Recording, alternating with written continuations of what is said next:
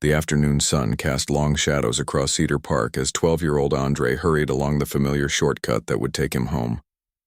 Fallen leaves crunched beneath his worn sneakers, a reminder that autumn was settling in. He clutched the straps of his backpack, heavy with homework, and glanced at his watch. He was already 15 minutes late for dinner, and Mom had made it clear that being punctual was expected, especially on weeknights. Andre picked up his pace, his breath forming small clouds in the crisp air. He was about to break into a jog when something caught his eye. An elderly man sitting alone on a park bench, looking lost and confused. The man was staring at something in his trembling hands, his expression a mixture of frustration and fear. Under normal circumstances, Andre would have continued on his way. Mom always said to be careful around strangers, and besides, he was already late. But something about the old man's distress made him pause. The man was wearing a thick wool sweater despite the mild weather, and his white hair stuck out in unruly tufts. What really caught Andre's attention, though, was the look in the man's eyes. A look that reminded him of his little brother when he'd gotten separated from the family at the mall last year. Andre hesitated for a moment, shifting his weight from one foot to another. His mother would be worried if he didn't show up soon. But then again, she had also taught him the importance of helping others. Making up his mind, he approached the bench cautiously. "Excuse me, sir. Are you okay?" Andre asked, keeping a respectful distance. The old man looked up, startled, as if he hadn't noticed Andre approaching. His eyes, pale blue and watery, seemed to struggle to focus. I'm trying to find my house," the man said, his voice quavering. "I've been sitting here trying to remember, but I just can't seem to." He trailed off. Looking down at what Andre now saw was a small photograph in his hands. "Do you remember your address?"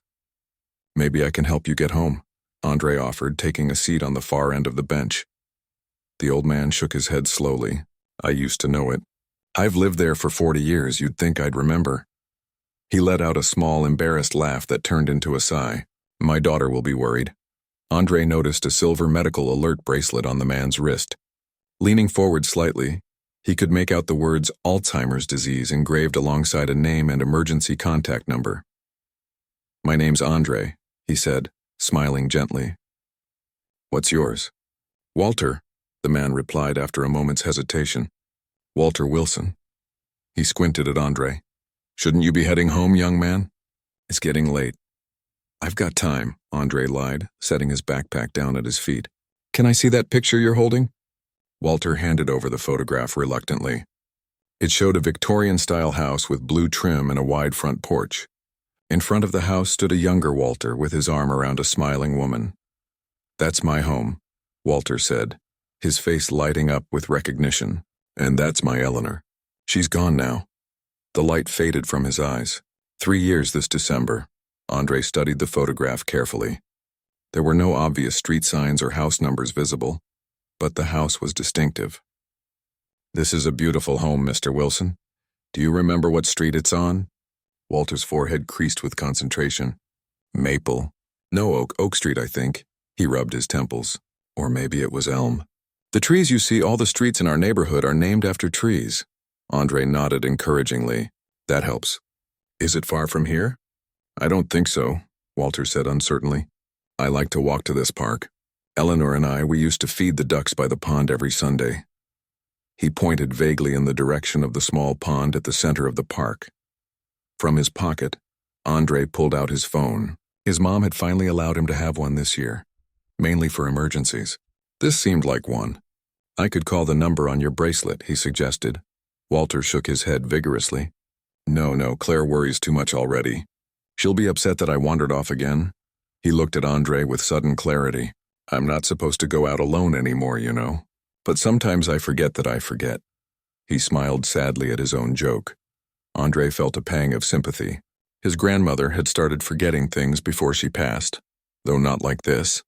He glanced at his watch again and made a decision. "Mr. Wilson, how about we try to find your house together? The neighborhood with the tree names isn't too big. I ride my bike through there sometimes." Walter's eyes widened with hope. "You'd do that for me? A stranger?" "You're not a stranger anymore," Andre said with a shrug. "You're Mr. Wilson who lives in a blue house and used to feed ducks with Eleanor." This brought a genuine smile to Walter's face. "Well, when you put it like that."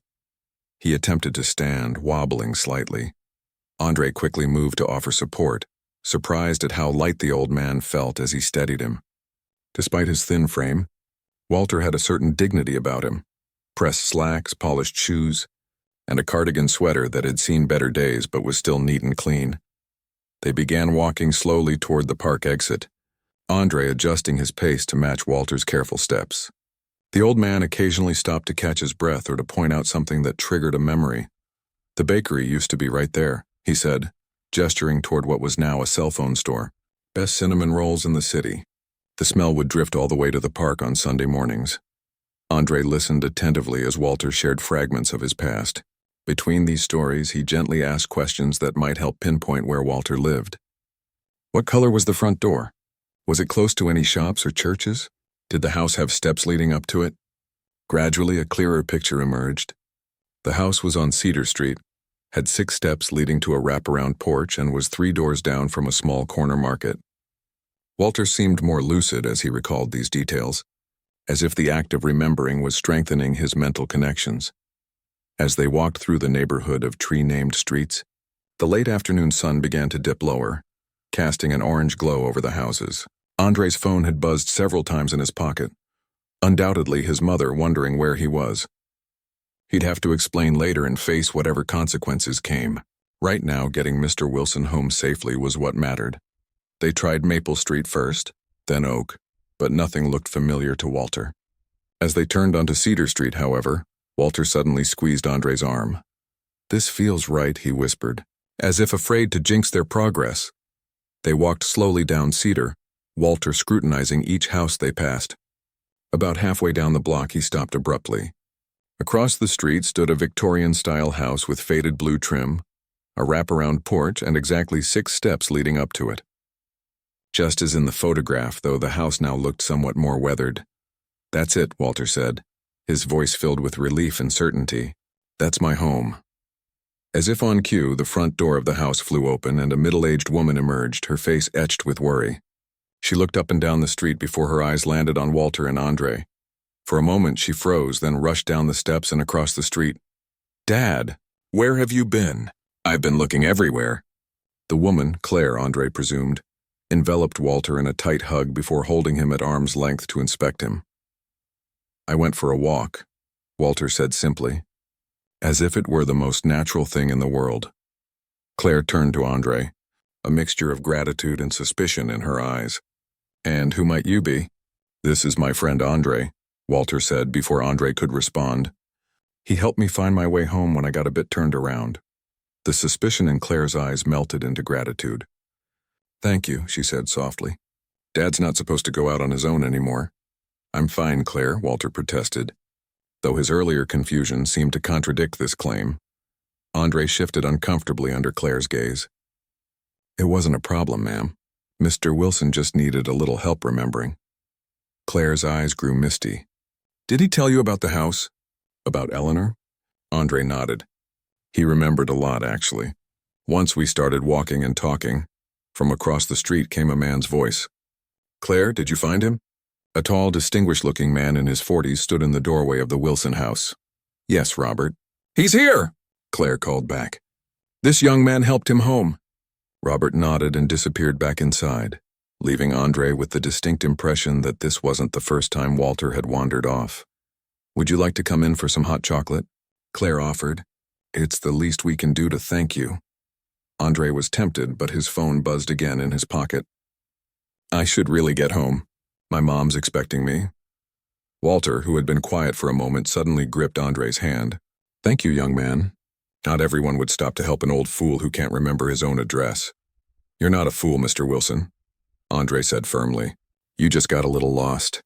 Happens to everyone sometimes." Walter's eyes crinkled with a smile. "What did you say your name was again?" "Andre, sir." "Andre?" Walter repeated, as if committing it to memory. "A good name for a good young man." Claire insisted on taking Andre's phone number, just in case. As Andre finally headed home, now nearly an hour late for dinner, he glanced back to see Walter and Claire still standing on the sidewalk, Walter pointing at something in the distance, Claire listening patiently. Andre knew he'd be in trouble when he got home. But watching the father and daughter together, he couldn't bring himself to regret his decision. Some things his mother had always taught him were more important than being on time for dinner. Helping others was one of them. Andre hurried through the darkening streets, his footsteps quick against the pavement. Streetlights flickered on one by one as dusk settled over the neighborhood. His phone had buzzed 8 times now, 7 texts and 1 missed call from his mother. The weight of knowing he'd worried her sat heavy in his chest, but somehow, he couldn't bring himself to regret helping Mr. Wilson. The projects where Andre lived with his mother and younger sister came into view. The brick buildings weren't much to look at, with their peeling paint and chain-link fences, but behind the worn exterior of apartment 3B was the warmth of home. Taking a deep breath, he climbed the stairs to the 3rd floor and turned his key in the lock. Andre James Thomas. His mother's voice cut through the apartment before he'd even closed the door. She emerged from the kitchen, dish towel in hand, her face a mixture of anger and relief.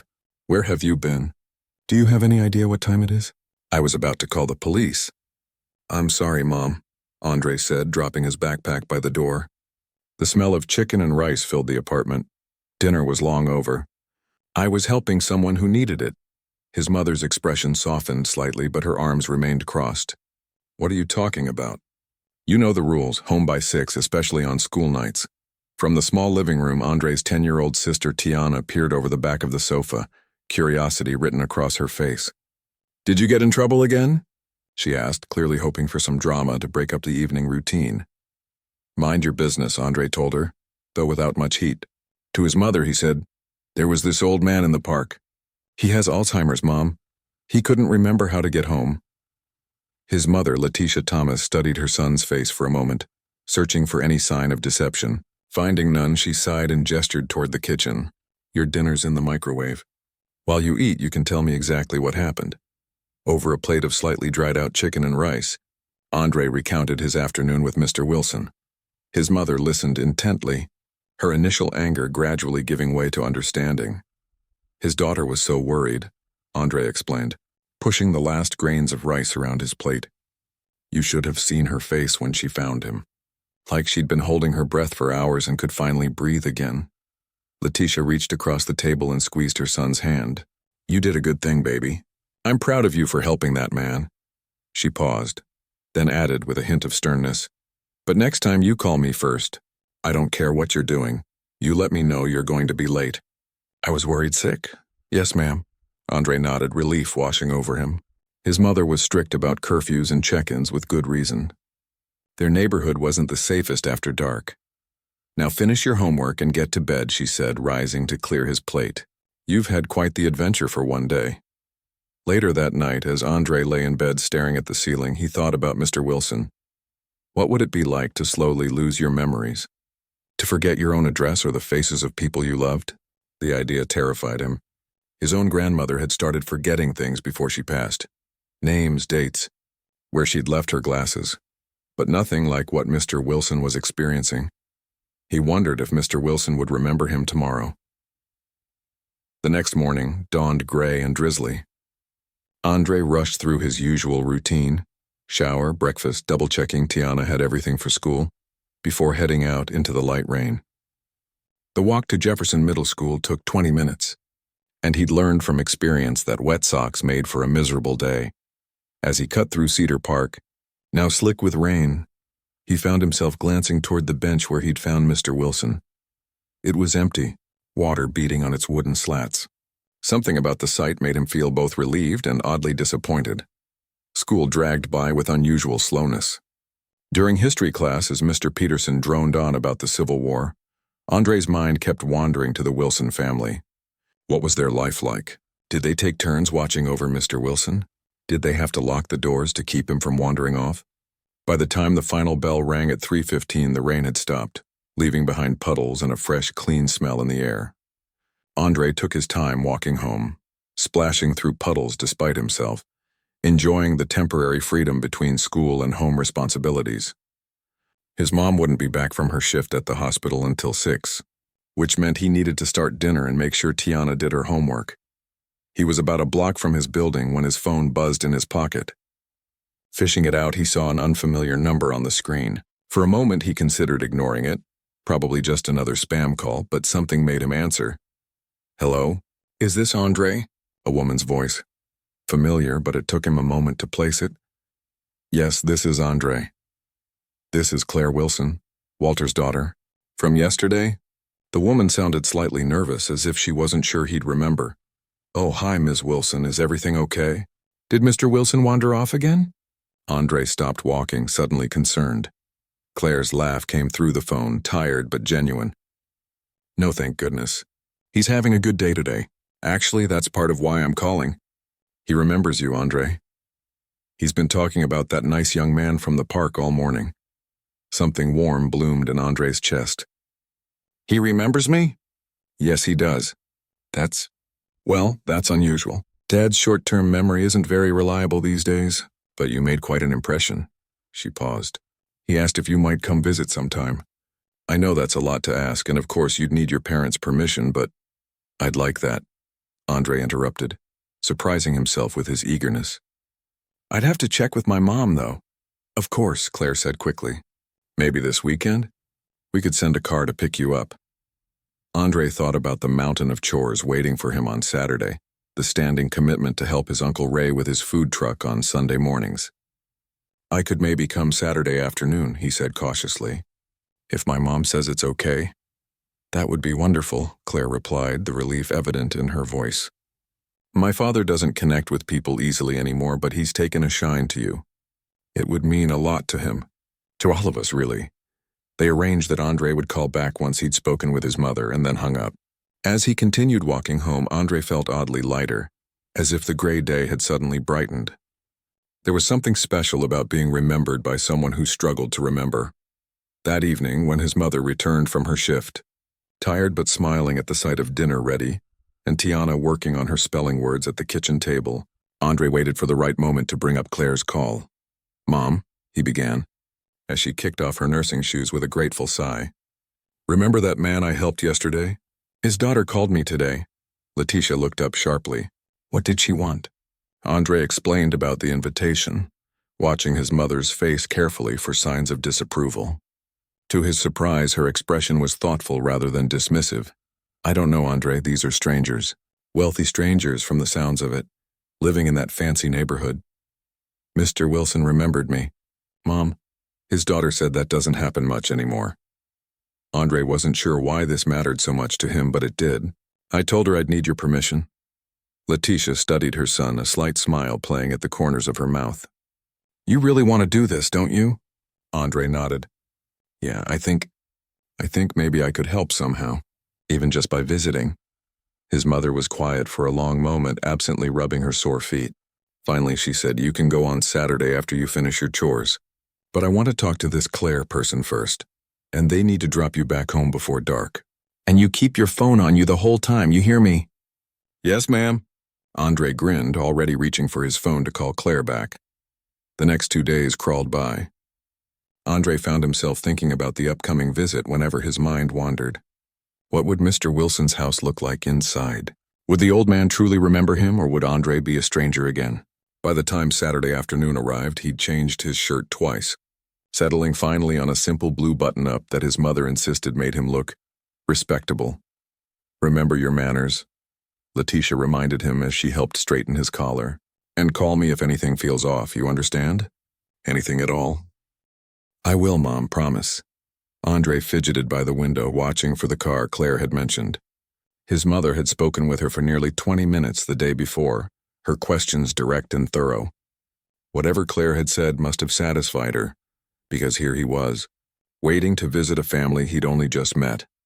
A sleek black car pulled up outside their building, drawing curious stares from neighborhood kids playing on the sidewalk.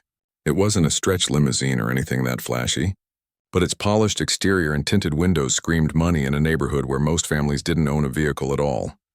That's them, Andre said, suddenly nervous. What had seemed like a good idea now felt overwhelming. What if he said the wrong thing? What if Mr. Wilson was having a bad day and got upset? As if reading his thoughts, his mother squeezed his shoulder. Just be yourself. That's who he remembered, right? Andre nodded, took a deep breath and headed for the door. Andre stepped outside into the bright afternoon sunlight, his heart pounding with a mixture of excitement and nervousness. The sleek black car waited at the curb, its engine humming quietly. As he approached, the driver's door opened and a man in a dark suit emerged. "Andre Thomas?" the driver asked, his tone professional but kind.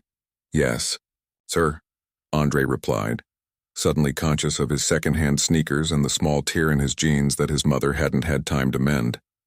The driver smiled. "I'm David. Ms. Wilson asked me to bring you to the house." Opened the rear door with a slight bow that made Andre feel both important and awkward. The car's interior smelled of leather and some subtle cologne. The seats were softer than any chair Andre had ever sat in, and for a moment he was afraid to touch anything. As David pulled away from the curb, Andre caught sight of Tiana's face pressed against their apartment window, watching with undisguised envy. "First time in a Mercedes?" David asked, catching Andre's wide-eyed expression in the rearview mirror. "First time in any car this nice," Andre admitted. "Is it far to Mr. Wilson's house?" "About 15 minutes, David replied.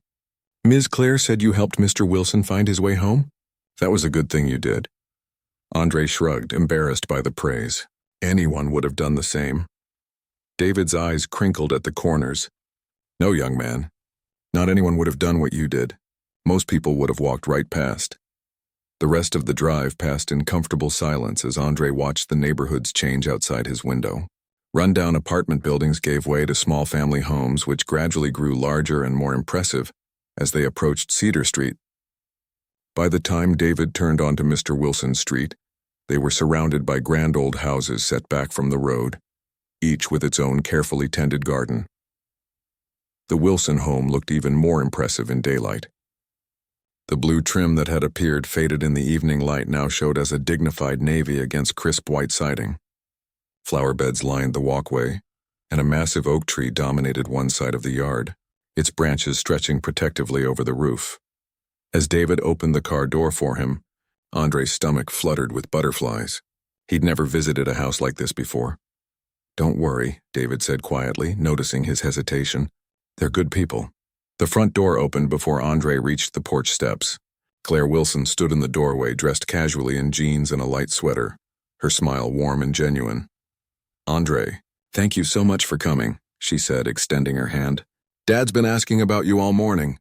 He's having one of his better days." Andre shook her hand, relieved that she didn't seem as formal as he'd feared. "Thank you for inviting me, Miss Wilson." "Please call me Claire," she said, leading him into a wide entryway with hardwood floors and walls lined with photographs. "Can I get you something to drink? Water? Lemonade?" "Lemonade would be nice," Andre said, trying not to stare openly at his surroundings. A crystal chandelier hung above them, catching the sunlight that streamed through stained glass windows on either side of the door. Claire led him through to a bright kitchen that seemed to blend old-world charm with modern conveniences. The countertops were marble, the appliances sleek and new, but a well-worn wooden table dominated the center of the room, its surface marked with years of use. "Dad's in the sunroom," Claire explained as she poured lemonade into a tall glass. "He likes to sit there in the afternoons and watch the birds at the feeders. My brother Robert is with him now." Glass in hand, Andre followed Claire through the house, past rooms filled with antique furniture and artwork. It wasn't flashy wealth on display, but the quiet comfort of old money, well-maintained and cherished over generations. The sunroom was a glass-enclosed space at the back of the house, filled with plants and comfortable wicker furniture. Mr. Wilson sat in a high-backed chair near the windows, a blanket over his knees despite the warmth of the day. Beside him, a tall man with salt and pepper hair leaned forward, pointing out something in the garden beyond. "Dad, look who's here," Claire called softly as they entered. "Andre came to visit just like you asked." Mr. Wilson turned, his face momentarily blank before lighting up with recognition. "The young man from the park. You came." His voice was stronger today, more certain. "Hello, Mr. Wilson," Andre said, suddenly shy. "How are you feeling?" "Better for seeing you, my boy," the old man replied, gesturing for Andre to come closer. "Robert, this is the young fellow I told you about, the one who knew just how to help me find my way home."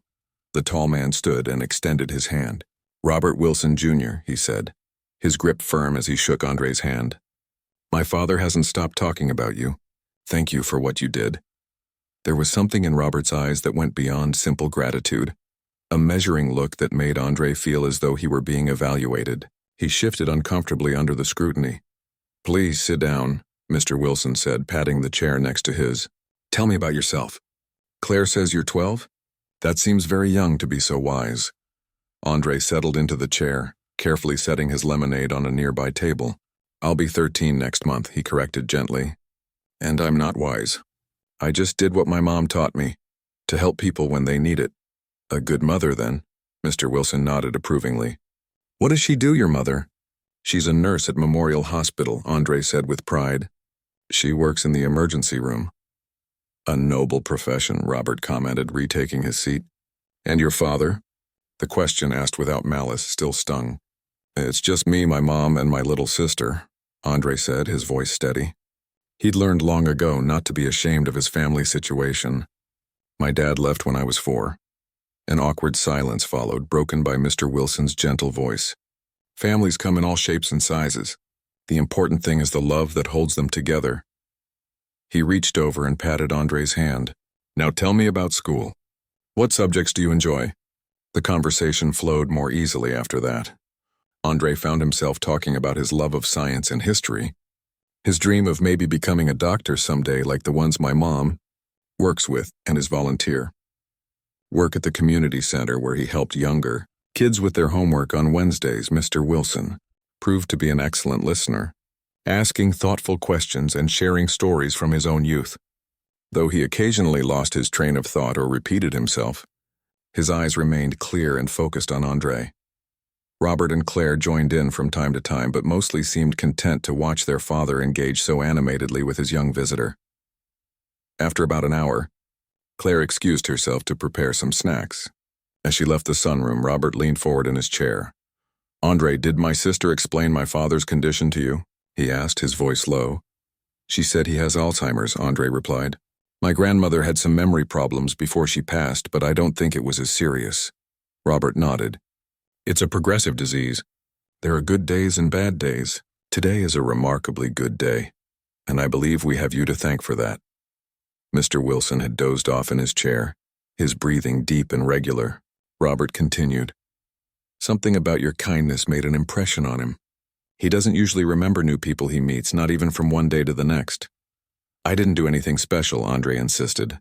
"But you did," Robert said firmly.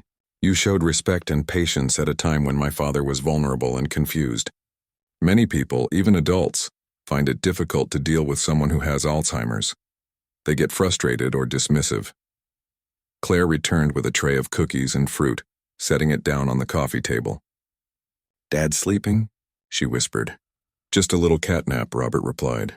"He'll be annoyed if he wakes up and finds he missed time with his guest." As if on cue, Mr. Wilson stirred, blinking slowly. "Did I drift off? How rude of me." He smiled apologetically at Andre. "An old man's prerogative, I suppose." "It's okay, Mr. Wilson," Andre assured him. "My grandma used to say that naps are the body's way of filing memories properly." This drew a chuckle from the old man.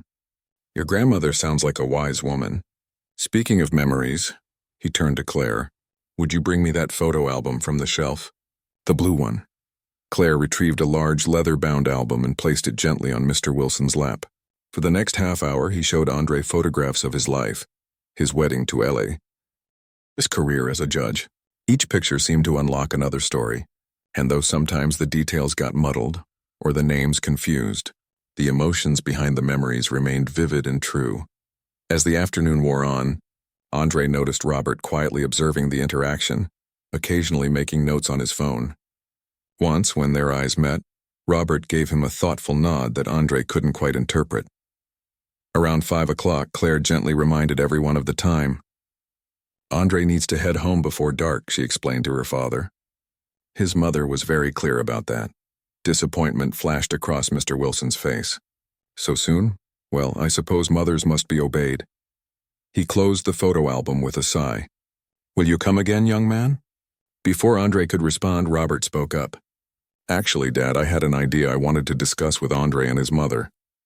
He turned to the boy. "Would it be possible for me to drive you home? I'd like to speak with your mother if she's available." Andre's curiosity was piqued. "She should be home." "She's off work today." "Excellent," Robert said, standing. "Let me get my keys." As they prepared to leave, Mr. Wilson took Andre's hand in both of his. "Thank you for coming, son. You've brightened an old man's day considerably." "I enjoyed it, Mr. Wilson," Andre replied truthfully. "Thank you for sharing your stories with me." Claire hugged him briefly. "You have a gift, Andre," she whispered. "Not everyone can connect with someone who has Alzheimer's the way you've connected with Dad." Outside, Robert waited by a different car, still black, still expensive, but sportier than the one that had brought Andre to the house. As they settled into the leather seats, Andre couldn't help but wonder what Robert wanted to discuss with his mother. The drive back to Andre's neighborhood was filled with casual conversation, questions about school, his friends, his hobbies. Robert seemed genuinely interested in Andre's answers, nodding thoughtfully at his descriptions of the science fair project he was working on and the basketball team he hoped to join if he grew a few more inches. As they pulled up in front of Andre's apartment building, Robert turned to him with a serious expression. "Andre, I believe people come into our lives for a reason. I'm not a particularly spiritual man, but I can't help feeling that you were meant to help my father that day in the park." Andre didn't know how to respond to this, so he simply nodded. "What you may not know," Robert continued, "is that you've helped our entire family. You've given us a gift, the gift of seeing our father connect with the world again, even if just for a little while." The neighbors peered through their windows as Andre led the well-dressed stranger up the worn concrete steps of their apartment building. It wasn't every day that a car like that pulled up in front of their complex, and certainly not one driven by a man in an expensive suit. Andre could practically feel the curtains moving as curious eyes followed their progress. "It's on the 3rd floor," Andre said, suddenly conscious of the flickering hallway light and the faint smell of cooking that permeated the stairwell. "The elevator doesn't work most of the time." "No problem," Robert replied easily. "I could use the exercise." By the time they reached the 3rd floor, Andre was breathing normally, while Robert tried to hide the fact that he was slightly winded. The lawyer's polite smile never faltered, though, as Andre unlocked the door to apartment 3B. "Mom, I'm back," Andre called as they stepped inside. "Mr. Wilson's son came with me. He wants to talk to you." Letitia Thomas emerged from the kitchen, wiping her hands on a dish towel. She wore simple jeans and a faded blue t-shirt, her hair pulled back in a practical ponytail. Despite the casual attire, she carried herself with natural dignity that commanded respect. "Ms. Thomas," Robert extended his hand. "I'm Robert Wilson, Jr. Thank you for allowing your son to visit my father today." Letitia shook his hand firmly, her gaze direct and assessing. "Please call me Letitia. Would you like some coffee, Mr. Wilson? Or we have iced tea. Robert, please." "An iced tea would be wonderful," he replied, glancing around the small but immaculately kept apartment. The living room was sparsely furnished but homey, with a worn sofa, a small TV, and walls decorated with family photos and Tiana's school artwork. A bookshelf overflowed with well-read paperbacks and textbooks, hinting at a household that valued education despite limited resources. Tiana appeared in the doorway of the bedroom she shared with Andre, her eyes wide as she took in their visitor. "Are you the rich man whose dad Andre helped?" she asked bluntly. "Tiana," Letitia scolded, but Robert laughed. "I suppose I am," he admitted, "though I prefer to think of myself as the son of the man your brother was kind enough to assist." Tiana seemed to consider this, then nodded as if accepting his correction. "You have a really cool car, thank you. It gets me where I need to go," Robert replied with a smile. "You must be Andre's sister. He mentioned how smart you are." This unexpected compliment made Tiana beam with pride before their mother. Shoot her back to her homework with a promise of cookies, later if she finished her math problems. Letitia gestured for Robert to take a seat at their small dining table, while she poured iced tea into mismatched glasses. Andre hovered nearby, curious about the purpose of this visit but unsure if he was supposed to be part of the conversation. "So," Letitia said, placing a glass in front of Robert before sitting down across from him. "What was it you wanted to discuss?" Robert took a sip of his tea before answering. "First, I want to thank you properly for raising such a remarkable young man. My father has Alzheimer's, as you know, and the disease has progressed significantly over the past year. He rarely connects with new people anymore, often doesn't remember them from one day to the next." Letitia nodded, her expression softening. As a nurse, she was familiar with the cruel realities of the disease. But he remembers Andre, Robert continued, not just vaguely but clearly. He's spoken about him every day since they met. Something about your son's kindness and patience made an impression that even Alzheimer's couldn't erase. Andre has always had a way with people, Letitia said, glancing at her son with quiet pride. His grandmother had dementia in her final years. I think that experience taught him patience beyond his years. Robert nodded, then leaned forward slightly. Ms. Thomas, Letitia, I didn't just come here to express gratitude. I have a proposition that might benefit both our families. Andre, who had been inching closer to the table, now stopped and listened intently. What kind of proposition? Letitia asked, her tone careful, protective. I'm an attorney, but I also run a foundation that my mother established before her passing, the Eleanor Wilson Foundation for Elder Care. We provide support services for families caring for loved ones with dementia and Alzheimer's. He paused, glancing at Andre. One of our initiatives is a companion program, where we train volunteers to spend time with patients, giving family caregivers a much-needed break. Our research shows that consistent interaction with compassionate visitors can slow cognitive decline and improve quality of life. That sounds like valuable work, Letitia commented, though Andre could hear the unspoken question in her voice. What does this have to do with us? Robert seemed to hear it too. I'm wondering if Andre might be interested in becoming our youngest companion volunteer. We would provide training, of course, and there would be compensation for his time. Andre's eyes widened in surprise. You want to pay me to visit Mr. Wilson? Not just my father, Robert clarified. Though he would certainly be your first client. We're developing a youth initiative within the program, connecting teens with seniors. You have a natural gift for this work, Andre. The kind of patience and empathy that can't be taught. Letitia's expression remained neutral, though her eyes narrowed slightly. That's a generous offer, but Andre is only 12. He has school and other responsibilities. Of course, Robert nodded. The program would work around his schedule, perhaps 2 or 3 hours on weekends to start, and it comes with another benefit I was hoping to discuss. He reached into his suit jacket and pulled out an envelope, placing it carefully on the table. The Eleanor Wilson Foundation also maintains a scholarship fund for promising students who demonstrate exceptional character and community service. I'd like to nominate Andre for our full scholarship program. Letitia didn't touch the envelope. What exactly does that entail? College tuition at any state university, plus a stipend for books and living expenses, Robert explained. We also provide mentoring throughout high school to ensure recipients are prepared for higher education. There's no obligation to accept the companion position to be considered for the scholarship, but I believe Andre would excel in both programs. A heavy silence fell over the room. Andre held his breath, afraid to hope but unable to stop the rush of possibilities flooding his mind.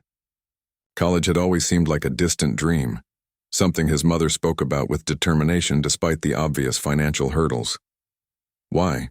Letitia finally asked, her voice soft but firm. Why Andre? There must be many young people who could use this opportunity. Robert didn't hesitate, because in a world where most people walk past an old man on a bench, your son sat down next to him. Because he didn't see my father's disease, he saw his humanity. That's rare at any age, but especially in someone so young. He turned to Andre. My father was a judge for 40 years. He built his career on being able to assess character. And even with his illness, he recognized something special in you. I've learned to trust his judgment. Tiana had crept back into the room, sensing the importance of the conversation. She stood silently beside her brother, her homework forgotten. Can I do it, Mom?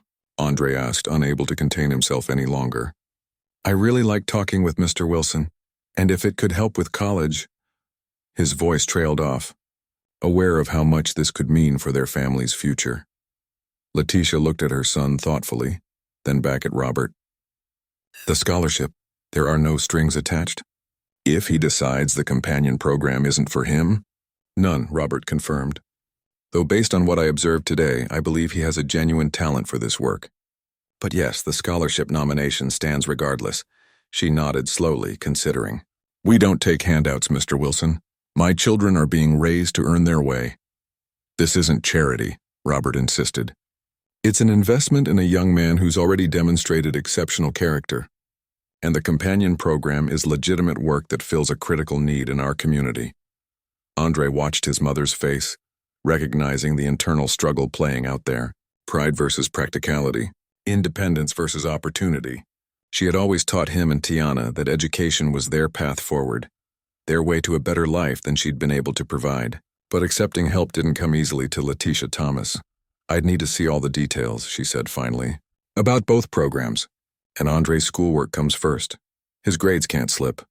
"Absolutely," Robert agreed, relief evident in his voice. "I have the full documentation here." He reached into his briefcase and pulled out a folder. "Take your time reviewing everything. There's no rush to decide." But the smile spreading across Andre's face suggested his decision was already made. The chance to help others like Mr. Wilson while building toward his own future seemed too perfect to question. As Robert explained the programs in more detail, Andre's thoughts drifted back to that fateful afternoon in the park. How different things might have been if he'd hurried past the confused old man on the bench, intent on getting home for dinner on time. One small decision, made without any thought of reward, had somehow opened a door he hadn't even known existed. The conversation continued as evening fell, with Tiana eventually joining them at the table, asking surprisingly insightful questions about the foundation and its work. Letitia gradually relaxed, her initial skepticism giving way to cautious optimism, as Robert addressed each of her concerns with respect and transparency. By the time Robert stood to leave, the kitchen was dark except for the light above the sink, and the iced tea pitcher sat empty on the table. Plans had been made for Andre to begin training the following weekend, with a trial period of 1 month before any final commitments were made.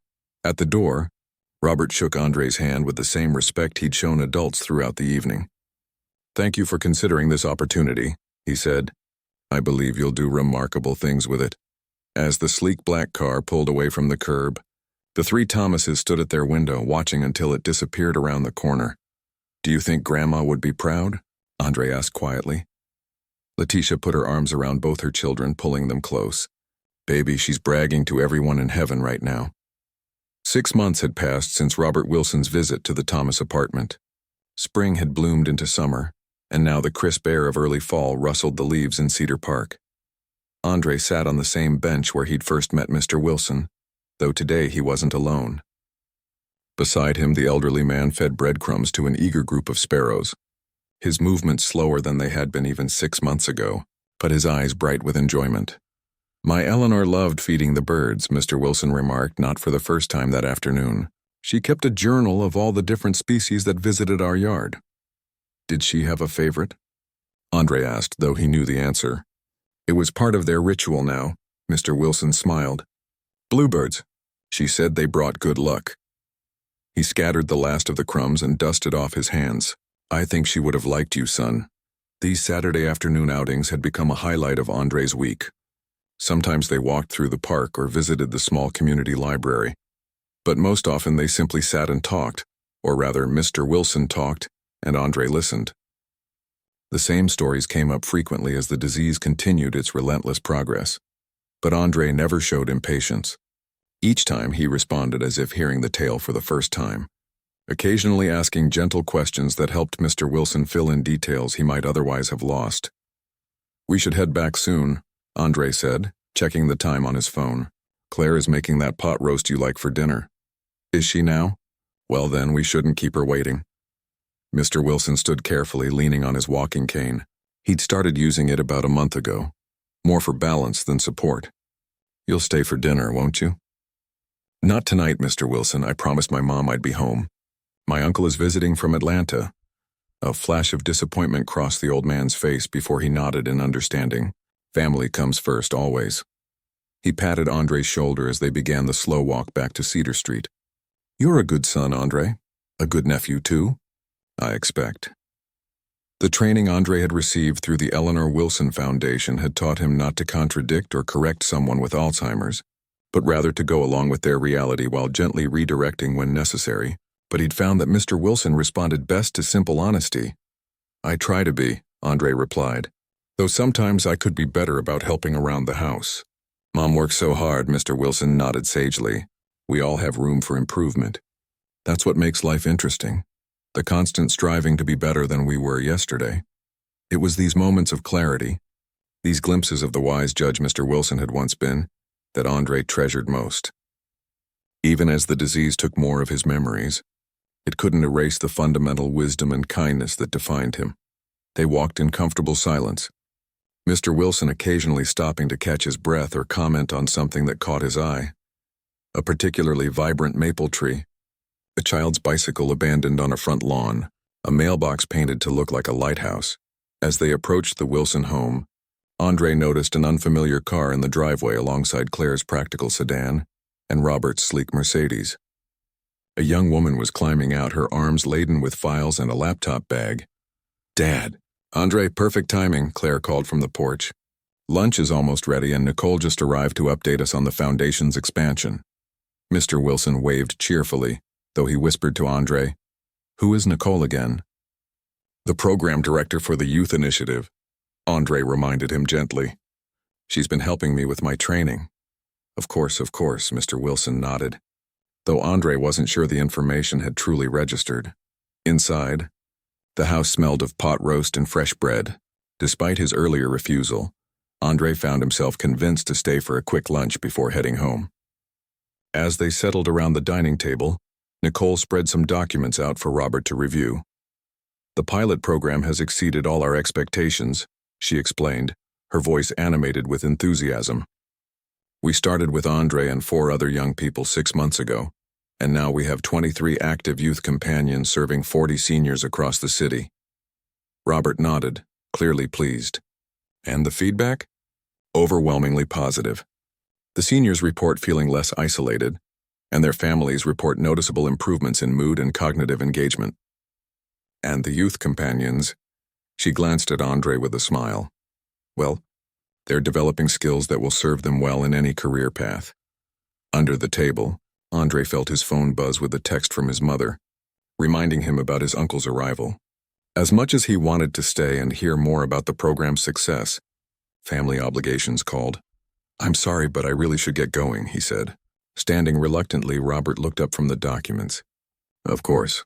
David can drive you—" "No need," Andre interrupted with a smile. "It's a nice day. I'll walk." Claire wrapped up a small package of cookies for him to take home to Tiana, while Mr. Wilson watched with a slightly confused expression, as if not quite understanding why Andre was leaving. "Will you come back tomorrow?" the old man asked hopefully. "Not tomorrow, Mr. Wilson. Remember, I visit on Wednesdays and Saturdays, but I'll be back in a few days." Andre knelt beside the old man's chair, making direct eye contact. "Maybe we can play chess." The mention of chess brightened Mr. Wilson's expression. Though he sometimes forgot the rules mid-game, the familiar pattern of the board seemed to ground him. "Excellent idea. I'll practice my openings." He winked, momentarily sharp and present. As Andre prepared to leave, Robert followed him to the door. "Before you go, I wanted to share some good news. The board reviewed your first semester grades and your work with the companion program. They were impressed, to say the least." Andre felt a flush of pride. He'd worked harder than ever in school these past months, knowing that the scholarship opportunity depended on maintaining his grades. Between his regular classes, the companion program training, his visits with Mr. Wilson, and his weekend shifts at the Foundation's office, free time had become a rare luxury. But the effort was paying off. "They've decided to expand your scholarship package," Robert continued. "In addition to the college fund, they're establishing a stipend for high school expenses. Books, educational trips, technology needs, that sort of thing." Andre's eyes widened. "Really, wow." He struggled to find adequate words. "You've earned it," Robert said simply. "Your impact on this program goes beyond my father. You've become something of a role model for the other youth companions." This was news to Andre. He saw himself as just doing what came naturally, listening to the seniors' stories, showing patience when they repeated themselves, finding small ways to bring joy to their days. "I'm just doing my job," he said finally. Robert smiled. "And that's exactly why you deserve this. You don't see it as just a program or an obligation. You see the people." On the walk home, Andre's mind raced with possibilities. The additional stipend meant he could finally get the laptop he needed for school projects, instead of relying on the public library computers. It meant Tiana could join the science camp she'd been talking about since last year. It meant some of the pressure could ease from his mother's shoulders. all because he'd stopped to help a confused old man in the park. When Andre reached his apartment building, he was surprised to see the door to Unit 3B propped open with a chair, and the sound of laughter spilling into the hallway.